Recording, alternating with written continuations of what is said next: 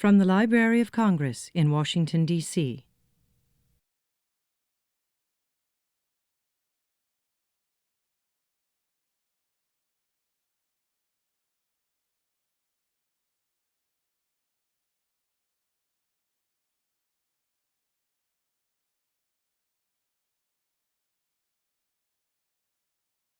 Welcome to the African Middle East Division. And what I wanted to say was that our three sections, the African section, the Hebraic section, and the Near East section, each holds programs, conferences, exhibits. There's a wonderful one on Armenia across the whole.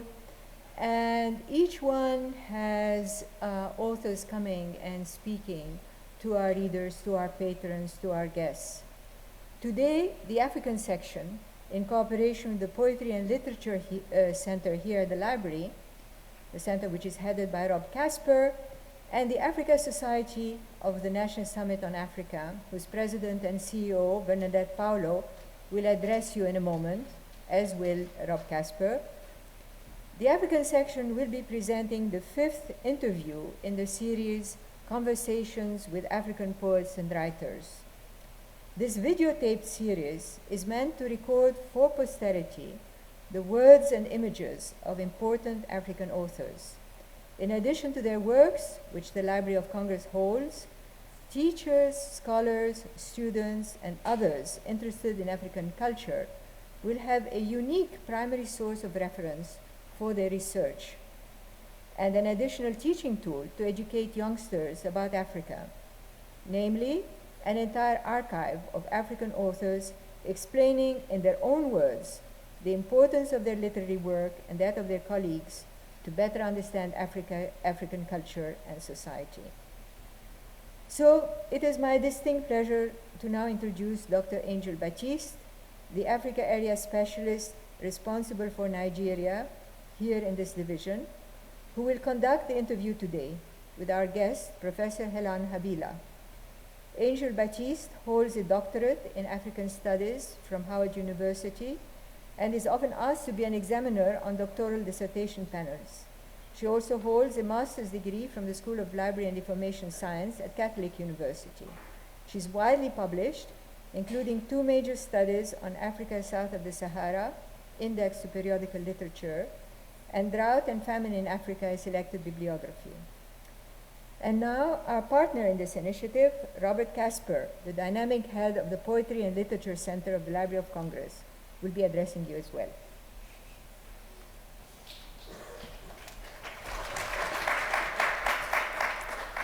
Hi, everybody. Can you hear okay in the back? Just want to make sure it's okay. Yeah. First of all, I want to say thanks so much to Mary Jane Deeb, who herself is a dynamic leader of the African Middle East Division at the library. I couldn't be more proud of the work we've done for our Conversations with African Poets and Writers series. Today's event is the wonderful culmination of a great first year. In the past year, the Poetry and Literature Center has joined forces with over 25 other sponsors and co-sponsors, both within and outside the library. And the African and Middle East Division has been one of our most inspiring partners. I would also like to thank the Africa Society for the National Summit on Africa for their full support and shared vision. And here to conclude our introductions is the Africa Society's Director, Bernadette Paulo. Thank you. Thank you, Rob. Good afternoon, ladies and gentlemen, distinguished guests all. Thank you, Dr. Mary Jane Deeb and Dr. Robert Casper and Dr. Angel Baptiste and everyone associated with the Library of Congress for this program. And I would also like to acknowledge our staff members who are here, who are from the continent. Our Director of Programs, Patricia Bain, who's from Uganda, Sarah Caruso, who's from Kenya, and Tatenda Mujeni from Zimbabwe. The Africa Society of the National Summit on Africa is really pleased to partner with the African Division of the African and Middle East section and the Poetry and Literature Center of the Library of Congress. You know, we have a shared mission. The Africa Society educates Americans about the continent of Africa, its countries, its promise, its economies, and its enormous contributions to the world. And we do that through a number of programs, Teach Africa, geared towards students with trained teachers, and we do films with the Travel Channel in an attempt to showcase the positive sides of African countries that very few of us in the United States know a great deal about. It's really an honor for me today, then, to be a part of this program where we feature Helon Habila, who is from the continent's most populous country, Nigeria. I wrote to Ambassador Ad Adefue yesterday, the Nigerian ambassador to the United States, and I told him that if the country of Nigeria were able to harness the intellect of its people, their entrepreneurial prowess, and the ideas that they have on absolutely everything, that Nigeria would be one of the greatest forces on the planet. So, Mr. Habila, you have a big job today, right, in representing Nigeria. Helon Habila is internationally recognized as one of Africa's best contemporary prose stylists. His debut novel, Waiting for an Angel, won the 2003 Commonwealth Literature Prize for Best First Novel by an African writer. The novel has been translated into many languages, including Dutch, Italian, Swedish, and French. His short story, Love Poems, won the Caine Prize for African Writing in 2001. His second novel, Measuring Time, was published in 2007.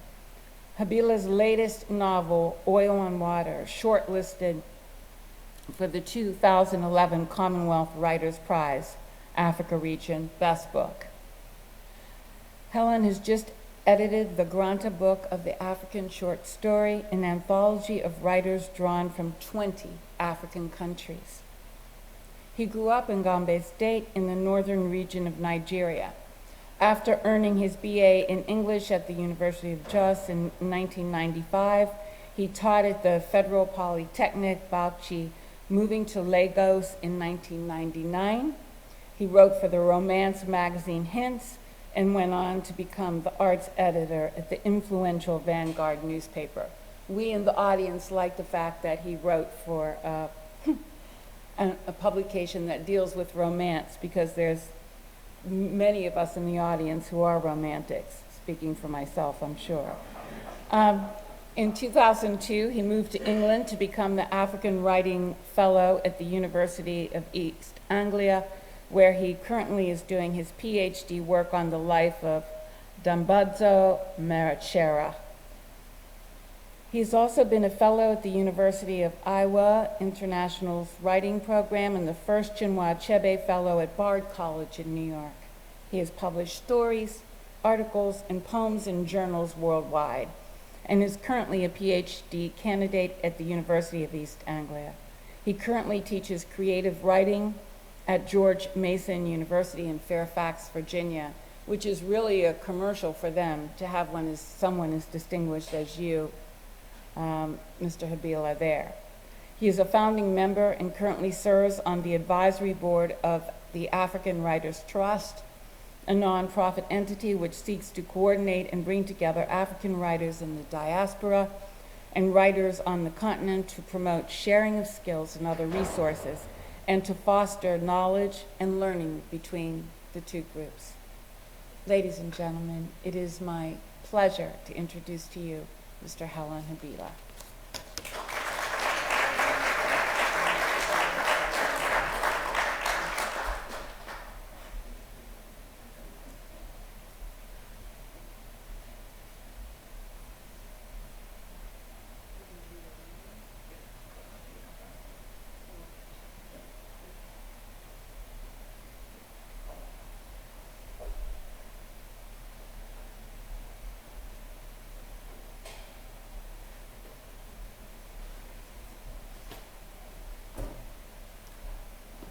Well, it's a great pleasure to be here.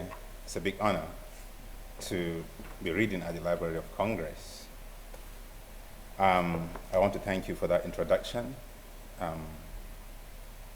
also want to thank the African and the Mid-Eastern division, Dr. Angel, and of course, Mary Jane. Thank you very much for organizing this and for inviting me. And the sponsors, your partners. Thank you for promoting African literature. What I'm going to do is to read a little bit from my novel, Oil and Water, which she has just referred to. And then after that, I'll also read a little bit from the anthology. It's called the Granta Book of African Short Stories. Came out last year in April in England, and it's just coming out today actually in America. So it's a great thing to be reading while it's just coming out. I also will be doing some question and answers afterwards, the interview series. Well, a little bit about Oil and Water. This is a book that I wrote. I wrote it about 2-3 years ago. It started life as a movie script, actually. I was invited by a movie company in England to write a movie script about the Niger Delta, because in 2007, that was when the crisis, the kidnappings, the violence, was really at its peak. And so it was topical. It was in the news. Everybody was talking about it, especially the kidnappings and the violence. And so the movie company, of course, invited me to write a movie that they love to call Blood Oil. I didn't see it, in the same way as them. Basically, I wanted to focus on the environment, because I think that's what the situation is all about. That's the tragedy of that situation. That the whole people, who are living, who are farmers and fishermen, are seeing their environment destroyed over one generation, irretrievably destroyed, because when you go there, it's really, really sad what's going on. So, and I think the people had been pushed, to a certain point where they had to revert to violence because the government wasn't really helping them. And the oil company was there to make profit, basically. And they wouldn't do anything unless the government pushed them to do it. And the government wasn't pushing them. So that's the tragedy of that situation. I wanted to capture it. But the movie company, of course, wanted sensationalism. They wanted stories of something like blood diamonds. So we parted ways after I had submitted a first draft. And then I went on to write this novel, which I think really focuses the attention on the environment. I want to read a section about a group of villagers who had to leave their community because of oil exploration and other things. This is an oral tale being told to the main character, who's a journalist, by the community leader who led his people away from that place. Once upon a time, they lived in paradise. It was a small village close to Yellow Island. They lacked for nothing, fishing and hunting and farming and watching their children growing up before them, happy.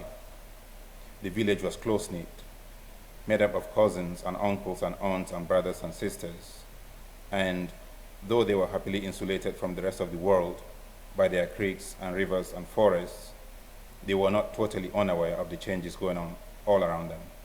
The gas flares that lit up neighboring villages all day and all night, and the cars and TVs and video players in the front rooms of their neighbors, who had allowed the flares to be set up. Some of the neighbors were even bragging that the oil companies had offered to send their kids to Europe and America to become engineers, so that one day they could return and work as oil executives in Port Harcourt. For the first time, the close, unified community was divided. For how could they not be tempted with the flare in the next village burning over them every night, its flame long and coiled like a snake, whispering, winking, hissing? Already the oil company men had started visiting, accompanied by important politicians from Port Harcourt, holding long conferences with Chief Malabo, the head chief, who was also Chief Ibiram's uncle. One day, early in the morning, Chief Malabo called the whole village to a meeting. Of course, he had heard the murmurs from the young people and the suspicious whispers from the old people, all wondering what it was he had been discussing with the oilmen and the politicians. Well, they had made an offer. They had offered to buy the whole village, and with the money, and yes, there was a lot of money, more money than any of them had ever imagined. And with the money, they could relocate elsewhere and live a rich life. But Chief Malabo had said no. On behalf of the whole village, he had said no. This was their ancestral land. This was where their fathers and their fathers' fathers were buried. They had been born here. They had grown up here. They were happy here. And though they may not be rich, the land had been good to them. They never lacked for anything. What kind of custodians of the land would they be if they sold it off? And just look at the other villages that had taken the oil money. Already the cars had broken down, and the cheap televisions and DVD players were all gone. And now there were worse of them before. Their rivers were already polluted and useless for fishing, and the land grew only gas flares and pipelines. But the snake in the garden wouldn't rest. It kept on hissing, and the apple only grew larger and more alluring each day. And already far off in the surrounding waters, the oil company boats were patrolling, sometimes openly sending their men to the village to take samples of soil and water. The village decided to keep them away by sending out their own patrols over the surrounding rivers in canoes, all armed with bows and arrows and clubs and a few guns. But daily, Chief Malabo was feeling the pressure. As a chief, he had no control over the family's decisions about what to do with their land. But as a chief, his word carried weight, especially among the elders. But what of the young men who were still grumbling and looking enviously across the water at the other villages? The canoe patrol was something of a desperate measure, and this soon became very clear. It turned out to be the excuse the oil companies and the politicians who worked for them needed to make their next move. One day, the patrol came upon 2 oil workers piling soil samples into a speedboat. There was a brief skirmish, nothing too serious. One of the oil workers escaped with swollen jaw, the other one with a broken arm. But the next day, the soldiers came.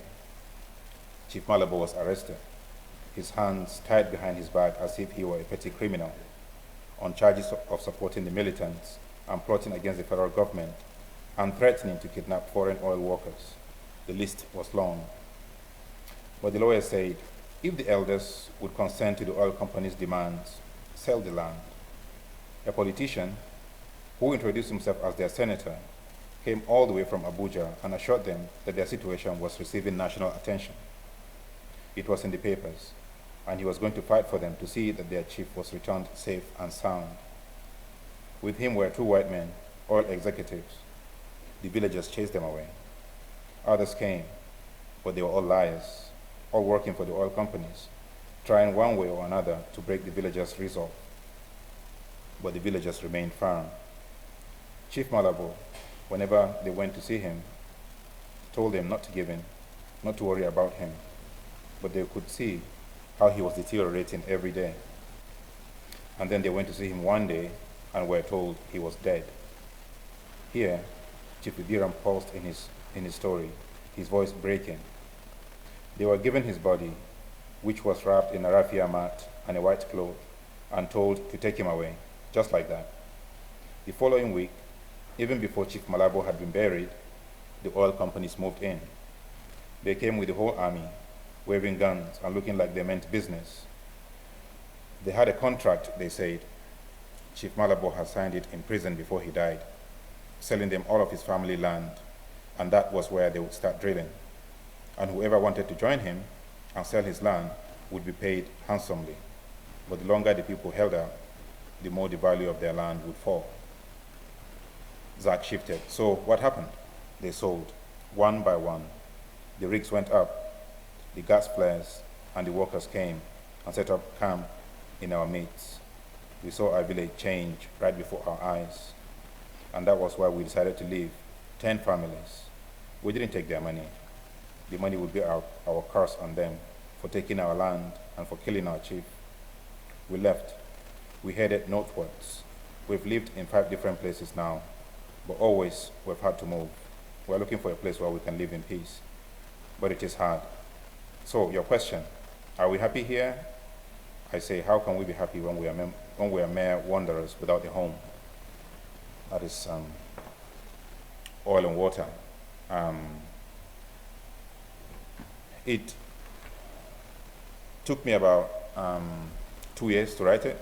I did the research about 1 year because basically I'm from the country, so I know exactly all about the situation. But when you're writing a novel, you have to also really be careful and interview people and visit the place and all that. So researching took me about a whole year. Then I did the script for the movie company, which took me about 6 months. Then of course I came back and wrote the book in about 4 months because I had a first draft, from the movie script. And that's Oil and Water. That's my third novel. And this one is a totally different thing. It is not my own work because it's a collection of stories from different writers. And what I was trying to do, I was invited by Granta, a company in England, to put together this anthology. And so it's hard work. And this, I assure you, this is the last anthology I'm ever going to do. I'm never going to do it again. It's very hard. Working with writers is not easy. You have to send emails to them. You have to wait for their reply. You have to, wait and wait and wait. Sometimes they don't even reply. And then you have to also get the copyrights. Of course, it's the publisher who does that. But you are involved. You are waiting anxiously to hear, which stories are going to be available and which ones are not going to be available. And also, how do you anthologize a country like Africa? It's a vast continent. Others have done it before. People like Charles Lasson, has done it, and I'm sure he can tell you it's very hard to do. But my intention was to make sure that all the parts of the continent are represented, which is not easy to do. What I did, and I'm going to read a little bit in my introduction to illustrate the problems I encountered in anthologizing it, is I wanted to have, like I said, all the sections, but you have to translate as well because some of the sections not write in English, some of the regions not write in English. So a lot of stories, we had to take them based on the reputation of the writer, then we translate them, and then we discover they're not good. Then we have to let them go. And then we have to start all over again. So it was really hard. How can you gather together the stories of a continent that is larger than China, Europe, and the United States put together? How can you anthologize 53 countries, well now 54 with Southern Sudan, so 54 countries, 1 billion people, and over 1,000 ethnic groups? I could have organized this anthology by regions, scrupulously making sure each of the 53 countries, big or small, has at least one story. This is the usual logic behind the packaging of most anthologies of African writing. For instance, Stephen Gray's excellent The Granta Book of African Stories, Chinua Achebe and C.L. Innes's groundbreaking The Heinemann Book of Contemporary African Short Stories, Rob Spillman's Gods and Soldiers, and Charles Lasson's Under African Skies. Some even have maps and diagrams explaining exactly where the stories originated and where the originating countries are situated on the continent. Another obvious way to arrange an anthology is by themes. Shoyinka did it in Poems of Black Africa. This plan, although I didn't use it here, appeals to me more than the geographical one because it turns the focus on the writing itself rather than the countries or regions of origin. It is instructive to note that even when anthologies are arranged by region, an unmistakable thematic pattern soon develops. Sometimes, but not always, themes are regionally determined. Achebe acknowledged this in his introduction to the Heinemann book when he notes that most of the Southern African stories show a painful, inescapable bond to racism, while in the West African stories, there's a total absence of that, an absence verging on complacency. And in North Africa, Islam and women's place in the culture are often the dominant themes. But no region really has a monopoly on any particular theme. More often, reading different writers side by side will simply show how similar we are as humans. So I eventually decided what I was going to do was to focus on the younger generation of African writers that have been described as the third generation African writers, generation to which I belong. And one interesting thing about this generation is that we are actually the generation that were born as Nigerians. My parents weren't born as Nigerians because Nigeria got independence in 1960. So this is a generation of writers who were born as Nigerians, who grew up as Nigerians, not just as African or just belonging to the ethnic groups and their kingdoms and all that, and then later becoming Nigerians. So 1960s, post-independent generation of Nigeria. I decided to highlight their work here because they're younger. They have been less anthologized by anthologists. But I also decided to put alongside them other older writers just to show what these writers grew up reading, the writers that influenced them. Anyway, I think I will stop here because we have questions and I'm going to come back to things like that, in our question and answer sessions. Okay. For the African and Middle Eastern Division, we are extremely happy to welcome you here today, Helon. You've received, you currently hold recognition as Africa's most exciting writer. Okay. So my first question to you, when did you start writing? Okay. Sorry. My first question to you, and I must say, most of my questions are several part questions. I have so many questions that I'd like to ask. So there's several part questions. The first, when did you start writing? What influences your stories? And why did you turn to writing novels as a medium of expression? Thank you for your question. When did I start writing? It goes back all the way to when I was a child, when I was a kid in primary school, and even before then. Actually, I started listening to stories, before I started telling stories and then writing stories. That's the progression. As kids, we used to be gathered, in the compound where we lived. Our mothers would tell us stories, folk tales at night. And in the morning, when I go to primary school, we had a teacher who would call us to the front of the class to tell stories in vernacular, not in English. So basically, I would just, repeat the tales I heard from my mother the night before. Folk tales, mostly folk tales. Not just my mother, the other women too would tell us stories. And I became the champion storyteller in the school. Believe me, I would be taken from class to class to tell stories. That was how good I was. We used to have, like a story of competitions, and I always won. So the point I'm making is that you start to understand the world through stories, when you grow up listening to them, especially as a child, because stories have a logic of their own. They explain the world to you. And if you're a child who's very sensitive and attentive, and you have questions that nobody, might have the answers to, you begin to make up your own answers in terms of, stories, and to analyze things and to give things a logic. And that was really what helped me, as a child, to answer lots of questions that I came up against. And from there, I went to university where I read literature. But I actually wrote my first novel when I was 17, which I didn't publish. It's still there somewhere in my mother's house. Maybe one day I'll publish it.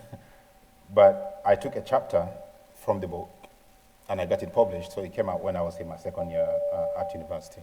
So that was my first published story. It came out in an anthology titled Through Laughter and Tears. And some of my professors also had their stories in that same anthology. So, you know, I had the honor and the distinction of signing books for my classmates, you know, with my professors who sit down and sign the books to my classmates. So that was my start as a writer. That was how I came to writing, from listening to stories.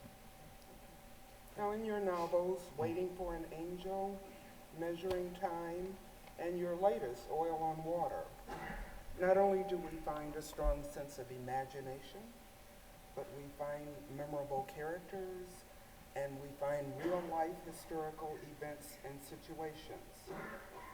You've stated that you tell history through the eyes of ordinary people. Briefly outline for us, what are the functions of your historical narrations? History, yeah. Well, history is very important to me, and I think to all writers.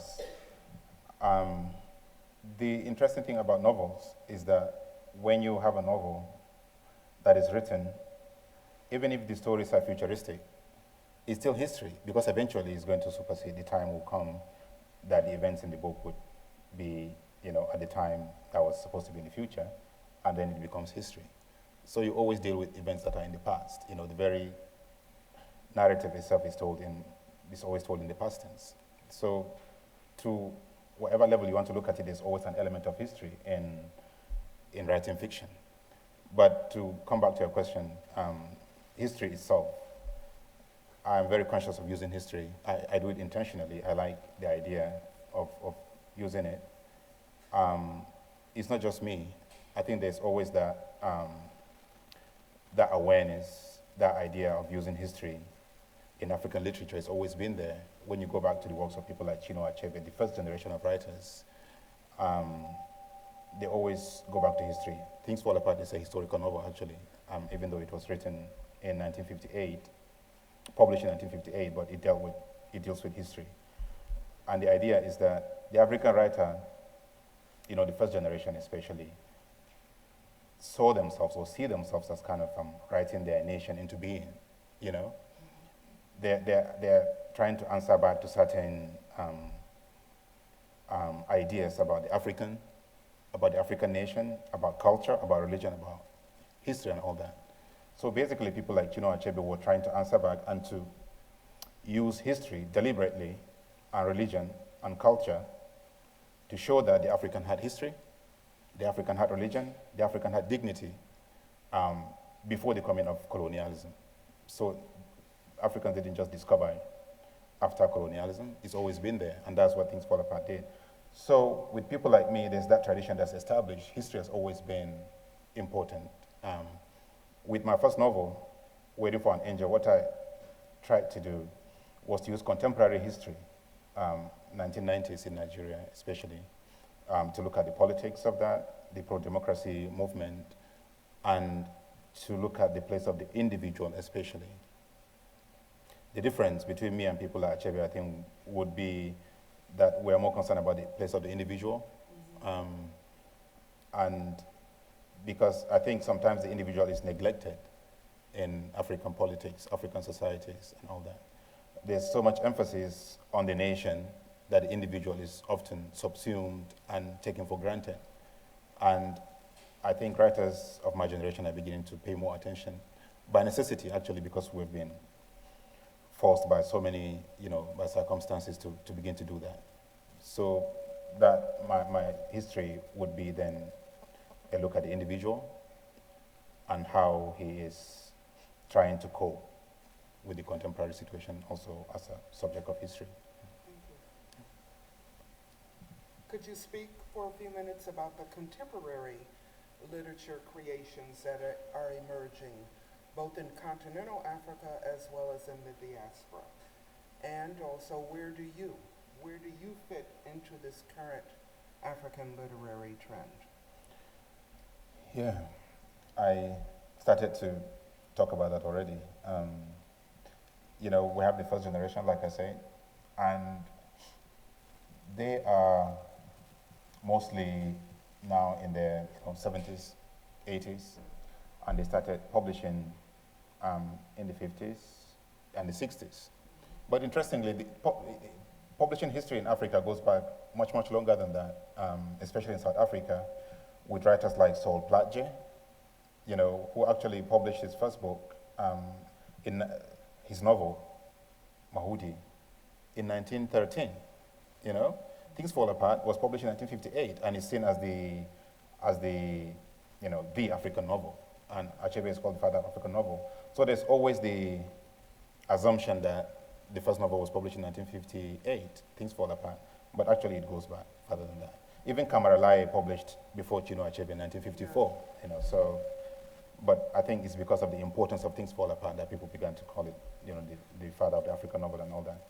So with people like me coming after independence, we are the third generation. There's a middle generation who I feel so sorry for because they somehow got eclipsed by the sheer glory of the first generation of writers because they were so influential, the first generation. And also, of course, because the excessive politics, I think, of the middle generation, the second generation, who were mostly Marxist in their approach. They were a bit too ideological, and they got eclipsed somehow. Then, of course, there was the economic downturn in African societies, with publishing companies closing down, in the 80s and 90s and all that, and publishers like Heinemann pulling out. So there was a big lull in publishing until people like me, eventually came along and began to get published by foreign publishers. My first book was published, I actually self-published my first novel, Waiting for an Angel, under a different title, Prison Stories, in Nigeria, because you couldn't get published by a traditional publisher where you send your manuscript and get edited and get paid, and then get published and then get distributed all by the company. You had to pay and get published. And I actually paid, I can't remember exactly how much I paid, but I remember they gave me my 500 copies of my book, and most of them are still there in my mother's house. So yeah, these are the, this is just a brief history. Then most of us now publish outside the country, the third generation. That's things I'm telling you what we have in common. And most of us sometimes live outside the country. And I think we deal with subject matters that are slightly different from the first generation and the second generation. I think there's more focus naturally on our travels, on also about the individual existential issues, eventually overshadowing the highly political concerns of the first generation and the second generation. So, but there's always politics. We always come back to politics. Just briefly, could you outline what are some of the dominant themes? Some of the dominant themes, I mentioned travel, things like exile. There's also, I think we have more female writers now. I don't know if I'm wrong, but there's a lot of them now publishing successfully. People like Adichie, people like Sefi Atta, people like Henrietta Inez, people like Susan Kiguli, who was on this series. And they're very vocal. So there's that heightened awareness, on feminist issues in this new generation. And I think it also has to do with the high awareness of the place of the individual, in the African nation. And I like to refer to us as the post-nationalist generation, somehow, because we are a little bit less, like I said earlier, concerned about the nation itself, you know? Not because we don't like the nation, but because that's the way things are. A lot of us have been disappointed by the nation. That's why most of us, are living outside the nation.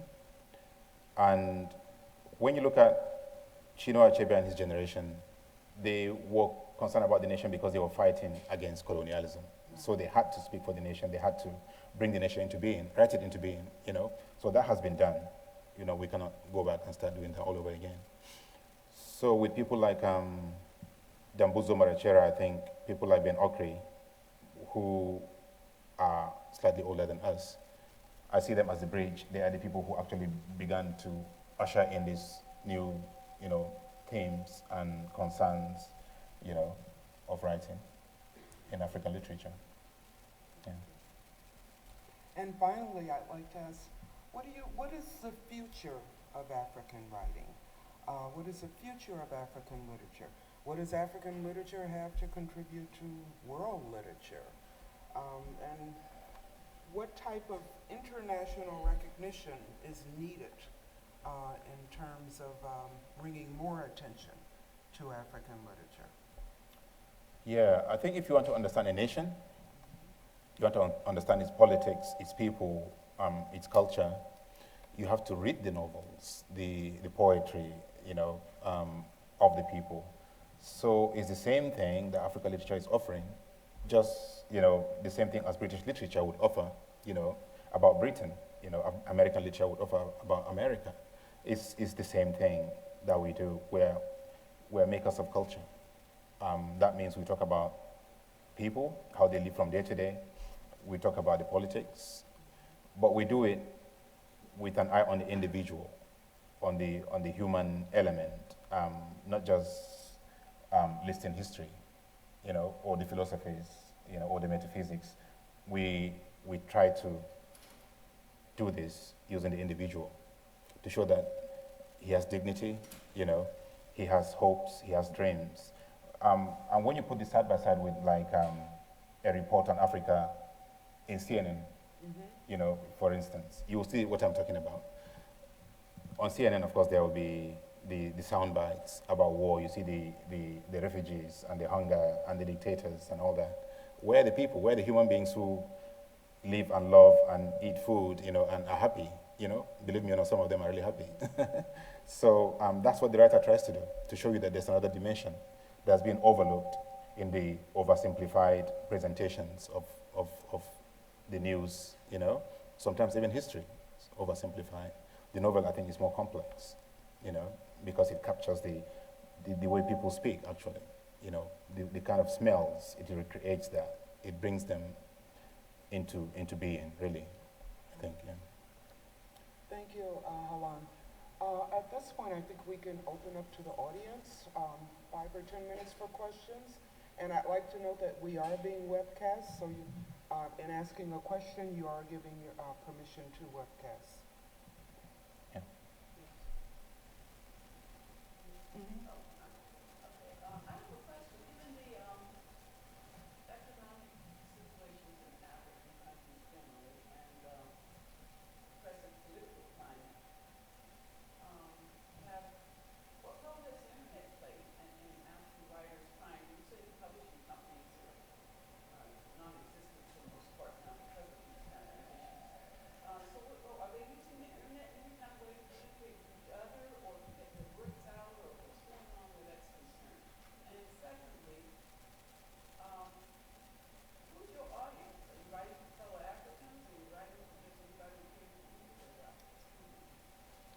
Yeah, you are my audience.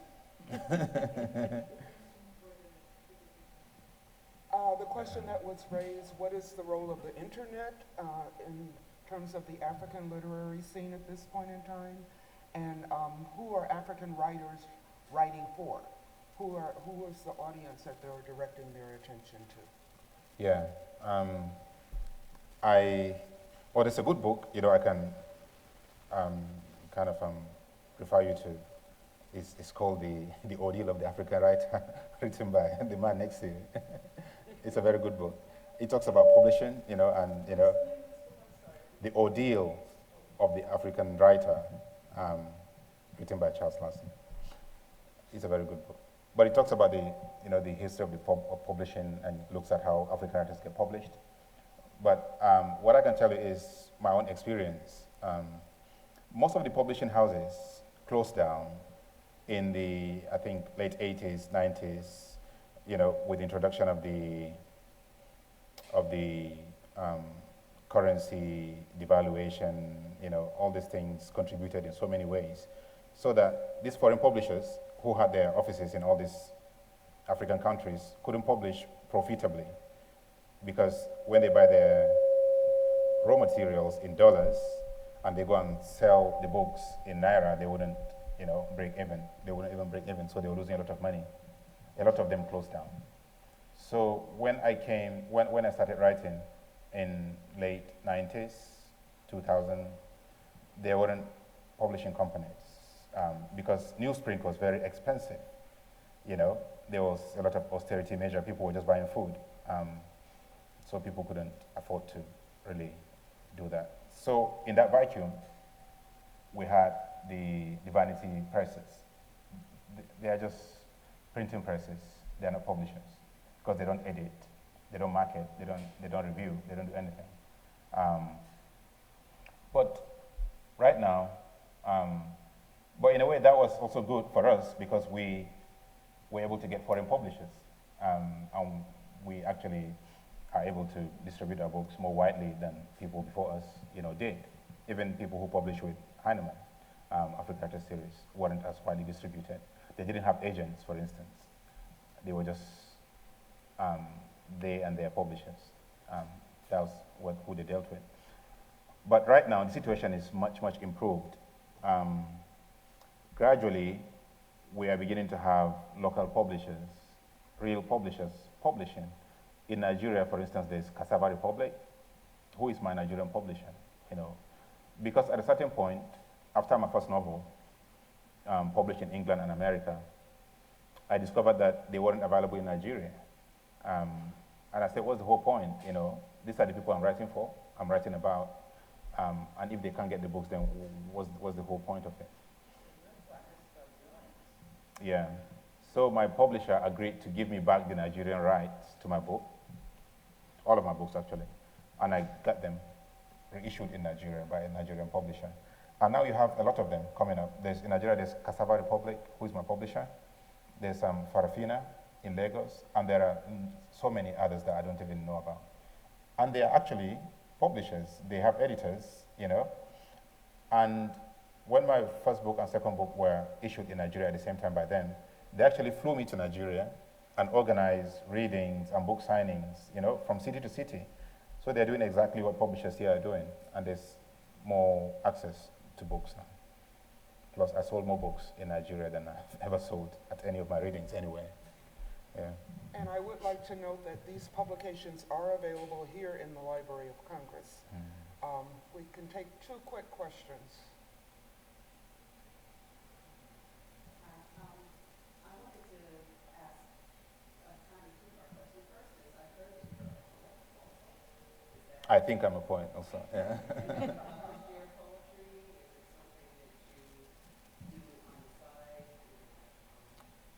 Moonlighting as a poet. And then the second question is about the anthology and how diplomatically you excluded, I'm sure you have to exclude some countries, so how is that handled to Yeah. not publish materials from particular countries being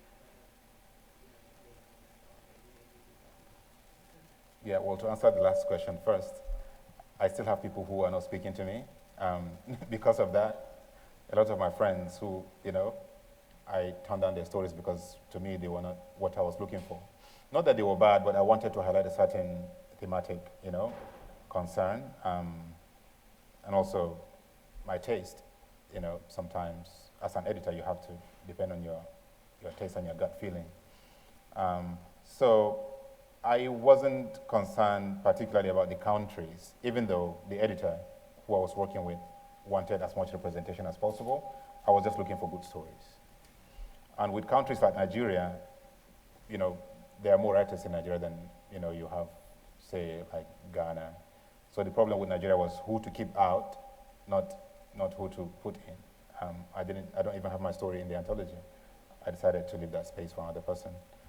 The same case with South Africa, more writers than space, than we had space for. So that was really, we decided on just the best stories. That was how we did it. And the other question about my poetry, I actually started life as a poet. I was writing, I converted to, to fiction, you know, sometime in 1999, and I wrote my first collection of short stories. But before then, we were all poets. Because of the situation in Nigeria, it was easier to write poetry and to get published in newspapers, you know, and to enter quick competitions and make some money. And yeah, that was how I was known in Nigeria. Some of them are still surprised when they see me writing fiction, because they still see me as a poet. Yeah. One last question.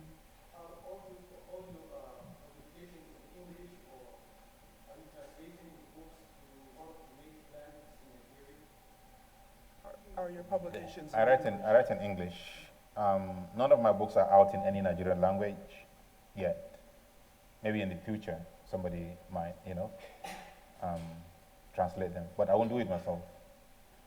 So, but they're also out in some European languages by European publishers. Yeah. And just to add to that, you know, there are lots of literatures in local languages in Nigeria. It's not as if we all write in English. There's a huge Hausa literature market, for instance, and Yoruba and Igbo. Some of them are even made into movies straight from their language, like in Kano, the Kannywood movie industry makes movies from, you know, novels written in Hausa. So there's a huge market.